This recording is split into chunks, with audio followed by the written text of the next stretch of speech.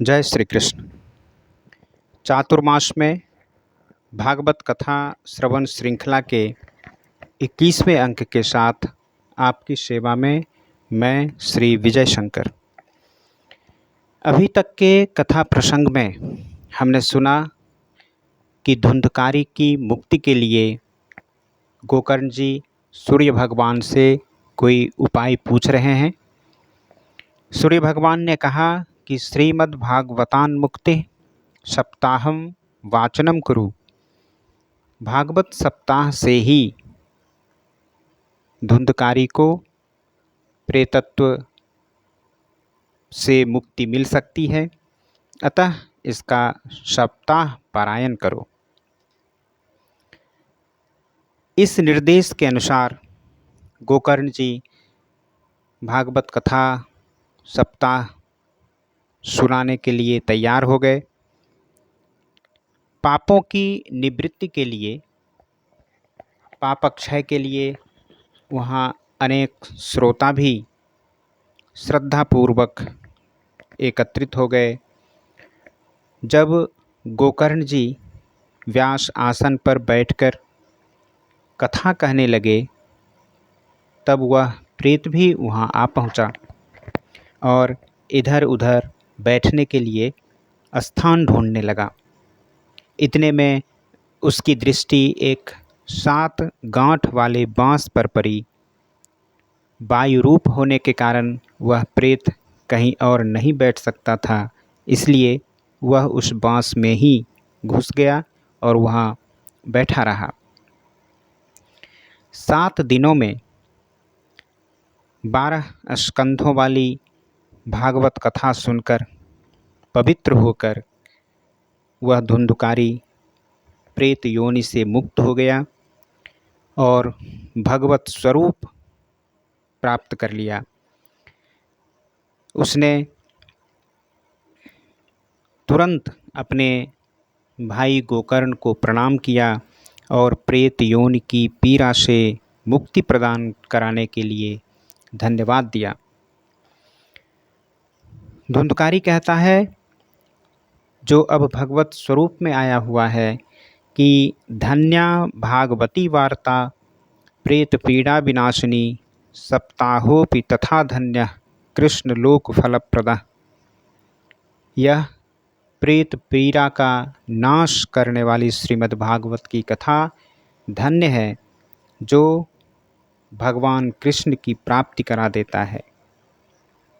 धुंधकारी जो अब भगवत स्वरूप में है, कह रहा है कि अकथा श्राविनाम पुंसाम निष्फलम जन्म कीर्तितम, कि देवताओं की सभा में ऐसा कहा जाता है कि जिसने मानव शरीर धारण कर भागवत की कथा नहीं सुनी, उसने अपना जन्म व्यर्थ कर लिया। जिस समय धुंधकारी यह सब बातें कह रहा था, उस समय भगवान के पार्षदों के सहित एक विमान उतरा, जिससे सभी दिशाओं में प्रकाश फैल रहा था। सभी श्रोताओं के सामने ही, सभी जनों के सामने ही धुंधकारी उस विमान पर आरूढ़ हो गया। तब उस विमान पर आए हुए पार्षदों को देखकर गोकर्ण जी ने उनसे पूछा कि यहाँ तो सभी ने समान रूप से कथा सुनी है, फिर फल में ऐसा भेदभाव क्यों, कि केवल धुंधकारी ही भगवान के लोक में जा रहा है, बाकी श्रोतागण नहीं जा रहे हैं। भगवान के सेवकों ने कहा गोकर्ण जी से कि हे मान्यवर, यह ठीक है कि सभी ने कथा तो समान रूप से ही सुनी है, परंतु धुंधकारी के जैसा एकाग्रचित्त होकर मनन करते हुए किसी ने नहीं सुना। इसी से एक साथ श्रवण करने पर भी इसके फल में भेद रहा। पार्षदों ने कहा कि गुरु वचनों में विश्वास,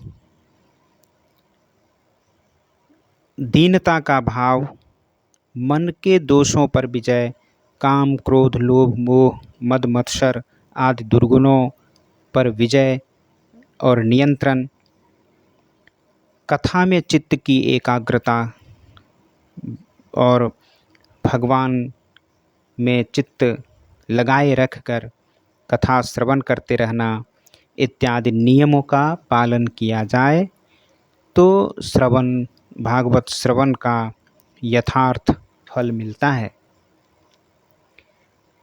पार्षदों ने कहा कि इन बातों को ध्यान रखते हुए ये श्रोतागण यदि फिर से भागवत की कथा सुने तो निश्चय ही इन सबको भी वैकुंठ की प्राप्ति होगी। और गोकर्ण जी से विशेष रूप से कहा कि आपको तो भगवान स्वयं आकर अपने धाम में ले जाएंगे। ऐसा कहकर वे सब पार्षद भगवत भजन करते हुए, हरि कीर्तन करते हुए वैकुंठ लोक को चले गए। राजा परीक्षित के कथा सुनने के बाद कलयुग के 200 वर्ष बीत जाने पर आषाढ़ मास की शुक्ला नवमी से आषाढ़ी पूर्णिमा तक गोकर्ण जी ने पहली बार भागवत का अनुष्ठान किया था।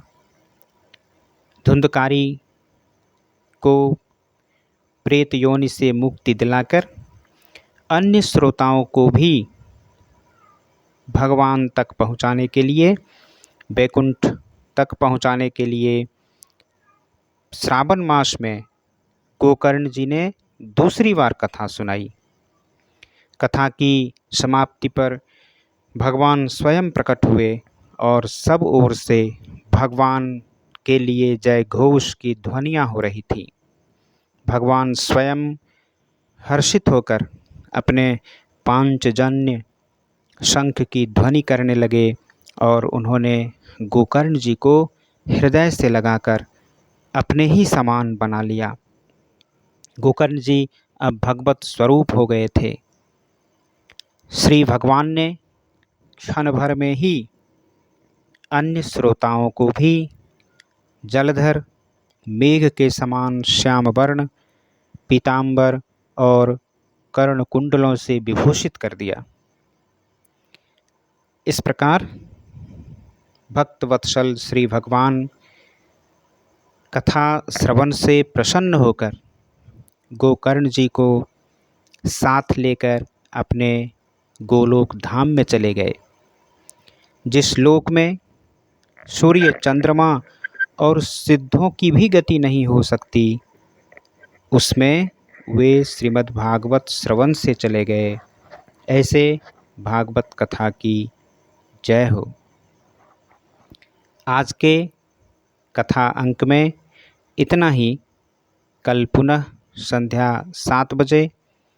तब तक YouTube चैनल श्री वार्ता से जुड़कर सब्सक्राइब कर कथा अंकों को अपने मित्रों में साझा कीजिए। फेसबुक पर श्री विजय शंकर से जुड़कर इन कथा अंकों को अपने मित्रों में साझा कीजिए और पुण्य के भागी होइए। तब तक जय भागवत, जय भारत, जय भारती।